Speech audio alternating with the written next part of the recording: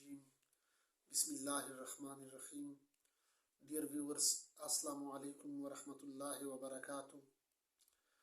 پچھلے درس میں ہم نے سورہ بقرہ کی آیت نمبر 49 کی ترجمہ و تفسیر پڑھی تھی. آج ہم اسی درس کو کنٹینیو کرنے جا رہے ہیں. اس آیت میں، آیت نمبر 49 میں چند باتیں قابل غور اور قابل تحقیق ہے. پہلی بات، پہلا نقطہ یا پوائنٹ یہ ہے کہ فرعون کون تھا اور اس کی طرز حکمرانی کیا تھی. دوسرا پوائنٹ یا دوسرا نقطہ یہ ہے اس آیت میں جو قابل غور ہے، قابل تحقیق ہے، وہ یہ ہے کہ فرعون بنی اسرائیل کے بچوں کو کیوں ذبح کرتا تھا، یعنی اس سے اس کو کیا فائدہ پہنچتا تھا یا پہنچ سکتا تھا. اور تیسری پوائنٹ یا تیسرا نقطہ کہ وہ اس کے بچیوں کو زندہ چھوڑتا تھا، یعنی بچوں کو، لڑکوں کو تو ذبح کر رہا تھا لیکن بچیوں کو زندہ چھوڑتا تھا. اس کی کیا وجہ ہے؟ یعنی عورتوں کو وہ اس سے دفتری کام لیتا تھا، یا آپ یہ سمجھے کہ اس کو ایسے جاب کا جانسا دے کر اس کو ایک ڈیکوریشن پیس استعمال کرتا ہے، ایسے ڈیکوریشن پیس کے طور پر وہ شو کرتا تھا آفیسز میں، دفاتر میں، یا آپ یہ کہہ سکتے ہیں کہ آسان الفاظ میں اس کو بے حیا کرتا تھا. یعنی ایسے ڈریس کوڈ اس کے لیے رکھتا تاکہ وہ اس کو بے حیا کیا جا سکے. تو یہ تین پوائنٹس ہیں جو اس آیت میں مذکور ہیں اور اس قابل غور اور قابل تحقیق ہیں. اور اس کی مزید تفصیل قرآن پاک نے مختلف صورتوں میں اس کی تفصیل کی ہے، مثلا سورہ طٰہٰ میں، سورہ قصص میں اور سورہ شعراء میں. تو پہلا پوائنٹ کہ فرعون کون تھا اور اس کی طرز حکمرانی. تو پہلے ہم فرعون کی طرز حکمرانی کی طرف آتے ہیں کہ فرعون جو اس وقت کا بادشاہ تھا اور بنی اسرائیل پہ مختلف قسم کے مظالم وہ ڈالتا تھا. تو اس کی جو حکمرانی تھی، اپنی حکمرانی کو، اپنی بادشاہی کو وہ طول دینے کے لیے یا اس کو طوالت دینے کے لیے اپنی بادشاہی کو، تاکہ وہ آسانی سے، آرام سے لوگوں پہ حکمرانی کر سکے، حکومت کر سکے. تو اس کی جو طرز حکمرانی تھی وہ یہ تھی کہ اس نے اپنی رعیت کو تقسیم کیا ہوا تھا، یعنی ڈیوائڈ اینڈ رول پالیسی. یہ سب سے پہلے تفاسیر لکھتے ہیں کہ سب سے پہلے یہ ڈیوائڈ اینڈ رول پالیسی یہ اس نے ایجاد کی تھی کہ اپنی عوام کو، اپنی رعیت کو تقسیم کرنا، مختلف قسم کی پارٹیوں میں یا جماعتوں میں تقسیم کرنا، اور پھر اس کو آپس میں لڑوانا، آپس میں ایک دوسرے کی اتنی مخالف کرنا کہ وہ ایک دوسرے کو برداشت نہ کر سکیں. تو اس طرح وہ پھر آپس میں تو لڑتے تھے لیکن اس کا حکومت کی طرف سے یا حکومت یا بادشاہ کی طرف دھیان نہیں ہوتا تھا. جب بھی وہ بیٹھتے تھے ایک دوسرے پر الزامات کی بوچھار کرتے تھے.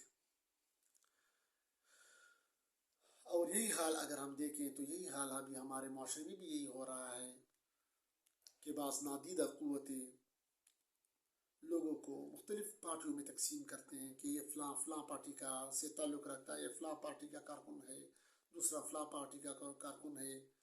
تو پہلے زمانے میں تو پارٹی کے کارکن ایک دوسرے کے ساتھ وہ لڑتے تھے یا ایک دوسرے کو گالی گلوچ دیا کرتے تھے.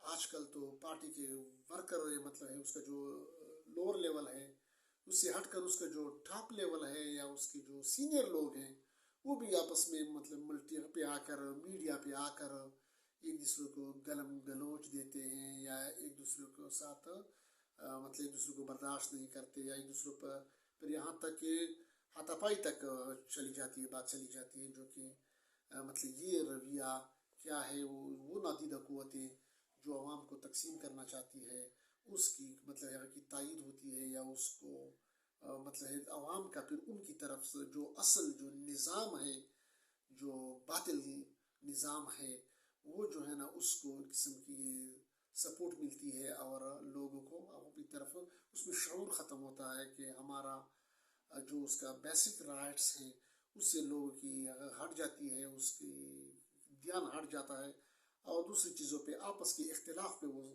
ساری صلاحیتیں صرف کر دیتے ہیں۔ تو یہ جو ڈیوائڈ اینڈ رول پالیسی یہ پہلا اس کا طریقہ واردات تھا، یا یہ اس کی کیا تھی ٹیکٹکس تھی فرعون کی، جو آج کل اگر ہم دیکھ لیں جس طرح بھی میں نے ذکر کیا اور بھی اس طرح بہت سی مثالیں ہیں مختلف ممالک میں اور خاص کر مسلمان ممالک میں اگر آپ دیکھیں تو یہ چیز چل رہا ہے۔ تو کیا ہے مسلمانوں میں آپس میں اتفاق و اتحاد نہیں آ رہا ہے بلکہ وہ آپس میں بٹے ہوئے ہیں، ٹکڑے ٹکڑے ہوئے ہیں، منقسم ہیں، تقسیم ہیں۔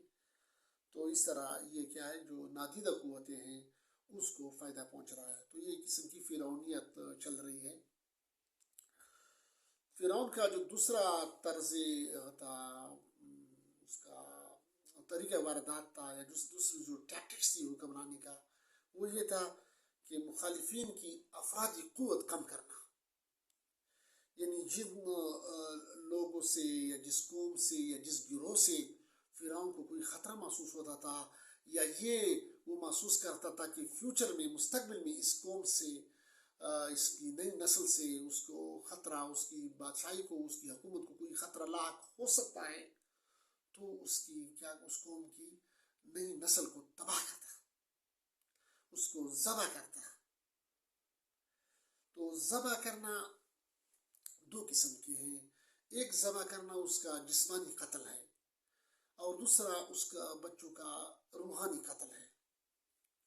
یعنی روحانی قتل سے مراد کہ اس کا نظریہ ختم کرنا، نئی نسل کا نظریہ ختم کرنا، اس کے نظریے کا قتل کرنا، اس کی عقیدے کا قتل کرنا، اس میں شعور کا قتل کرنا، اس کے ضمیر کو قتل کرنا تاکہ اس میں زندہ ضمیر والے لوگ پیدا نہ ہو سکے، اس میں باشعور لوگ پیدا نہ ہو سکے۔ تو یہ اس کو کیا کہتے ہیں؟ بچوں کا روحانی قتل، یعنی آسان الفاظ میں اس کو بے دین کرنا، اس کو قرآن و سنت سے دور رکھنا۔ تو اس قسم کے قتل کو روحانی قتل کہتے ہیں۔ اکبر آبادی نے بھی کیا خوب کہا ہے، یوں بچوں کے قتل پہ بدنام نہ ہوتا، یوں بچوں کے قتل پہ بدنام نہ ہوتا، افسوس کہ فرعون کو کالج کی نہ سوجی۔ یعنی مطلب یہ کہ آج کل کے زمانے میں کالج ہے یا یونیورسٹی ہے، اس میں وہ کہتے ہیں کہ فوکس اس پہ دیا جاتا ہے کہ بچوں کو دین سے زیادہ طور most of the colleges and universities, زیادہ طور پر یونیورسٹیز میں تقریباً اگر میں کہوں 99% تو میرے خیال میں یہ صحیح ہوگا، تقریباً 99% کی کالجز یا یونیورسٹیز میں یہ ہے کہ اس کو قرآن و سنت سے بچوں کو دور رکھا جاتا ہے۔ مطلب قرآن و سنت کو ترجمے کے ساتھ نہیں پڑھا جاتا، اس کو معنی مفہوم نہیں سکھایا جاتا، تو اس کو تو عصری علوم تو دی جاتی ہے بلکہ اس کے ساتھ جو دوسرے ایکٹیویٹیز ہیں اس پہ بھی اس کو مطلب چاہے کھیل کود ہے اس پہ بھی زیادہ فوکس دیا جاتا ہے۔ اس طرح اور پروگرامات کیے جاتے ہیں، مختلف قسم کے پروگرامات، یہاں تک کہ کل عام میوزک پروگرام کیے جاتے ہیں کہ اس مختلف ناموں سے کہ یہ فیئر ویل پارٹی ہے، یہ ویلکم پارٹی ہے، فلاں فلاں فلاں، جس کی اسلام میں قطعاً اجازت نہیں ہے کیونکہ موسیقی حرام ہے۔ اور یہ شیطانی لوگ اس کو کہتے ہیں کہ موسیقی روح کی غذا ہے۔ تو یہ کیا ہے؟ شیطان کا حربہ ہے، موسیقی کو حرام ہے، اسلام میں حرام ہے، ناجائز ہے۔ تو یہاں پر کالجز اور یونیورسٹیز میں کبھی موسیقی کے پروگرامات کیے جاتے ہیں، کبھی کھیل کود کے نام پہ مختلف ٹورنامنٹ منعقد کیے جاتے ہیں، کبھی ایک چیز کبھی دوسری چیز، اور اس کے ساتھ عصری علوم پڑھائے جاتے ہیں اور دین کے سے بے خبر رکھا جاتا ہے، قرآن و سنت سے بے خبر رکھا جاتا ہے۔ قرآن و سنت ایک اسٹوڈنٹ یونیورسٹی سے جب فارغ ہوتا ہے تو وہ قرآن کا معنی مفہوم نہیں سمجھتا، تو یہ ایک ایسی نسل پہ تیار ہو جاتی ہے جس کا عقیدہ، اس کو اپنی آخرت کی فکر نہیں ہوتی، اس کو یہ پتہ نہیں ہوتا کہ اللہ نے مجھے اس دنیا کے لیے کیوں بھیجا ہے، میرا زندگی کا مقصد کیا ہے، اس کی اپنی آخرت جو دائمی گھر ہے اس کے بارے میں اس کو کوئی فکر نہیں ہوتی، اور نہ اس کو کسی نے پڑھایا ہوتا ہے، کسی استاد نے اس کو یہ پڑھایا نہیں ہوتا۔ یعنی قرآن کا معنی و مفہوم سمجھنا فرض ہے ہر مسلمان مرد و عورت پہ، لیکن اس سے اس کو بے خبر رکھا جاتا ہے۔ تو یہ کیا ہے؟ اس کے عقیدے کا، اس کے نظریے کا ایک قسم کا قتل ہو جاتا ہے۔ اور جب یہ نسل اس طرح تیار ہوتی ہے تو اگر وہ کل جج بنتا ہے تو جج ایسا جج ہوتا ہے کہ اس کا قلم پھر فروغ ہوتا ہے، اس کی ڈیسیژن کیا کیا ہوتی ہے فروخت ہوتی ہے. اس طرح اگر کوئی ڈاکٹر بنتا ہے میڈیکل ڈاکٹر تو فیس کے لیے وہ مریض چاہے وہ جتنا بھی کچھ بھی کہے لیکن وہ فیس کی مطلب اس کی قلم اس کی جو فیس پہ ڈیپینڈ کرتی ہے, پیسوں پہ ڈیپینڈ کرتی ہے. یعنی ایک قسم کے وہ پیسوں کا غلام بن جاتا ہے یا وہ پیسوں کے لالچ میں پڑا رہتا ہے, وہ اس کی آخرت کی کوئی فکر نہیں ہوتی. تو یہ ہے بچوں کا روحانی قتل کہ اس کو اللہ کے دین سے یعنی اللہ کے بندوں کو اللہ کے دین سے اور اللہ سے دور رکھنا. تو یہ ایک قسم کا کیا ہے, روحانی قتل ہے. تو آج کل بھی یہی فرعونیت اس طرح چل رہی ہے مختلف طریقوں سے. یعنی اگر دیکھیں یہود کو, اگر ہم دیکھیں آج کل کے زمانے میں, تو یہود کیا کرتے ہیں, ایک طرف فزیکلی جس کا غزہ میں آج کل اس پہ فزیکل بمباری کر رہے ہیں, بچوں کو ایون اسپتالوں پہ بمباری کر رہے ہیں, جو کہ بہت ظلم ہے. بہت افسوس کی بات ہے کہ دنیا کا کوئی قانون اور کوئی مذہب یہ اجازت نہیں دیتا کہ آپ معصوم بچوں پہ بمباری کریں. اور ہم میڈیا پہ دیکھتے ہیں ایون اسپتالوں پہ اور بچوں پہ, معصوم بچوں پہ بمباری کی جا رہی ہے. تو ایک قسم کی نئی نسل کو قتل کیا جا رہا ہے. کیوں کہ اس کو خطرہ ہے کہ یہ جو ہے نا, اس کی کتابوں میں یہ لکھا ہے کہ جو ہے مسلمانوں کو اللہ پاک قوت دے گا اور مسلمان مسجد اقصیٰ کو دوبارہ آزاد کریں گے. تو یہ کیا ہے, اور اس کی جو ہے مسلمانوں کی ایک اسٹیٹ قائم ہوگی, ایک ریاست خلافت قائم ہوگی. تو ابھی اس کی وجہ سے اس کو خطرہ ہے مسلمان نسل سے. تو جہاں تک اس کا بس چلے تو اس پہ فزیکل بمباری کرتے ہیں, نئی نسل کو تباہ کرتے ہیں فزیکلی. اور جہاں تک اس کو جن ممالک میں اس کی فزیکل ایکسیس نہیں ہے یا اس کو فزیکل قتل تک, اس کو بمبارڈمنٹ تک اس کی نہیں ہے, اپروچ نہیں ہے, یا اس کی یہ صلاحیت نہیں ہے, یا وہ اس کے بس کی بات نہیں ہے, تو وہاں پر وہ دوسرا طریقہ استعمال کرتے ہیں اس نئی نسل کو کہ اس کو بے راروی میں لگا لیتے ہیں. اس کے لیے مختلف فحاشی کے مختلف طریقے, چاہے مختلف فحاشی کے مختلف چینل کھولے جاتے ہیں. ایون یہ جتنی بھی ڈیوائسز ہیں, جو چیزیں اہمی استعمال ہوتی ہے سائنس کے لیے, تعلیم کے لیے, وہ مہنگی ہے. لیکن اگر آپ دیکھیں موبائل فون, کیمرہ والا موبائل بہت ہی سستی قیمتوں پہ فروخت ہوتا ہے. اس طرح اور بھی مختلف پیکیجز ہوتے ہیں کہ اس پہ معمولی پیکیج پہ ساری رات کے لیے آپ اس کو جو ہے نا یوز کر سکتے ہیں بہت کم قیمت پہ. تو یہ کیا ہے, یہ مختلف قسم کی ایسی نادیدہ قوتیں ہیں جو نظر نہیں آتی بظاہر عام انسان کو, لیکن اس کے پیچھے ایک نیٹ ورک ہوتا ہے جو یہ چاہتے ہیں کہ اس نئی نسل کو کس طرح گمراہ کیا جا سکے, کس طرح اس کو بے راروی اور فحاشی میں لگایا جا سکے تاکہ وہ اللہ کے ساتھ, اللہ کے دین کے ساتھ جڑ نہ سکے. اس میں وہ جو کیا کہتے ہیں اقبال کا جو شاہین ہے, قرآن و سنت جو مسلمان کی جو شان بتاتا ہے, اسے اس کو بے خبر رکھا جاتا ہے. تو یہ اس کا کیا ہے, وہ فرعونیت کی قسم ہو گئی کہ بچوں کو یا فزیکلی قتل کرنا یا اس کا روحانی قتل کرنا. تیسرا اس کا جو طریقہ واردات تھا فرعون کا, وہ کیا تھا, عورتوں کو بے حیا کرنا. یعنی عورتوں کو فرعون ایز اے ڈیکوریشن پیس کے طور پر استعمال کرتا تھا. یعنی مختلف جاب کا جانسا دیتے تھے کہ یہ جاب ہے, یہ نوکری ہے, لیکن وہاں پر اس کے لیے ایسا ڈریس کوڈ رکھتے تھے کہ وہاں پر جو اسلام کے جو احکام ہیں, پردے کے احکام ہیں کہ نامحرم کے بغیر آپ مطلب زنانہ باہر نہیں جا سکتی. تو ان چیزوں کو پھر پامال کرتا تھا مختلف ہیل و بہانوں کے ذریعے. تو آج کل بھی اگر ہم دیکھیں تو مختلف عورتوں کی آزادی کے نام پر کبھی ایک شوشہ چھوڑی جاتی ہے, جس طرح یورپ کے ممالک میں کبھی کہتے ہیں کہ یہ مس یونیورس ہے. تو حالانکہ وہ بالکل صرف فحاشی ہے, وہ کیا ہے, عورت کی تذلیل ہے, لیکن اس کے لیے ایک اچھا نام, ایک شوگر کوٹڈ نام, ٹائٹل رکھا جاتا ہے مس یونیورس. تو یہ کیا ہے, عورت کو بے حیا کرنے کا ایک طریقہ. یا دوسرا جو ہے میراتن ریس کے نام سے عورتوں کو بے حیا کرنے کا دوسرا طریقہ. تو مختلف ٹیکٹکس کے ذریعے کبھی اس کی آزادی کے لیے, حالانکہ اسلام نے عورت کو جو مقام دیا ہے وہ کسی مذہب نے نہیں دیا ہے. وہ لوگ یورپ والے لوگ تو صرف جس کے جو عورت کی صرف جوانی کے چند سالوں میں اس کو اسے ڈیکوریشن پیس کے طور پر استعمال کرتے ہیں, اور پھر اس کو ٹیشو پیپر کو یوز کر کے پھر اس کو پھینک دیا جاتا ہے ردی کی ٹوکری میں. پھر وہ اولڈ ہاؤسز میں اس کو بیچ دیا جاتا ہے, وہاں پر والدین کو اولڈ ہاؤسز میں بیچ دیا جاتا ہے. جبکہ یہاں پر اسلام نے عورت کو چاہے وہ ماں کی میں ہو, روپ میں ہو, تو اس کو اسلام نے جو مقام دیا ہے کہ ماں کے قدموں تلے جنت ہے, ماں کے قدموں تلے جنت ہے.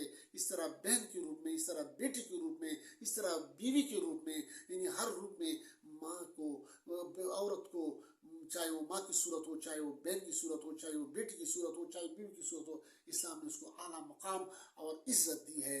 اور اسلام نے اس کے لیے جو قرآن نے جو عورت کی جو ذمہ داریاں بیان کی ہے, قرآن میں وہ عورت کی ذمہ داری کیا ہے, یا عورت کی جو صفات بیان کی گئی ہے قرآن پاک میں, وہ یہ ہے کہ والوالد, پہلی جو صفت بیان کی گئی ہے قرآن میں وہ ہے سورہ نور اور سورہ احزاب میں جو عورت کی جو ذمہ داریاں جو صفات بیان کی گئی ہے.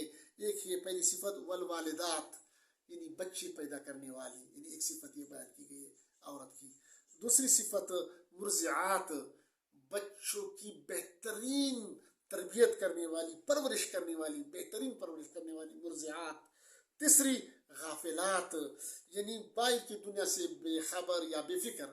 یعنی اس کا ایک مطلب یہ ہے کہ مطلب ہے وہ باہر کی دنیا سے بے فکر رہے گی، یعنی اس کے لیے باہر کے لیے دنیا سے مطلب روزگار کے لیے فکر نہیں کرنی ہوگی کہ وہ روزی کمانے کے لیے کبھی جاب پہ چلی جائے، کبھی فلاں کی فکر کرے. نہیں، یہ جو ہے نا اس کی مرد کی ذمہ داری اسلام نے لگائی ہے کہ مرد کی ذمہ داری روزی کمانا یہ مرد کی ذمہ داری ہے. یہ عورت کی ذمہ داری اسلام نے نہیں لگائی ہے کہ وہ باہر سے نوکری کرے اور روزی کمائے. تو بہرحال قرآن پاک نے اور اسلام نے جو عزت جو مقام عورت کو دیا ہے وہ کسی اور مذہب نے نہیں دیا ہے.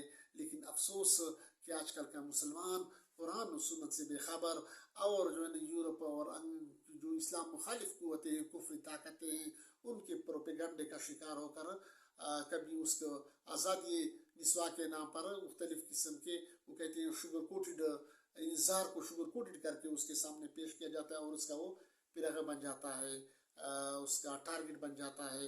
تو اللہ پاک ہمیں قرآن کو سمجھنے، سیکھنے اور اس پہ عمل کرنے کی توفیق عطا فرمائے، اور اللہ پاک ہمیں ہر قسم کی فرعونیت سے بچائے. آمین. وما علینا الا البلاغ.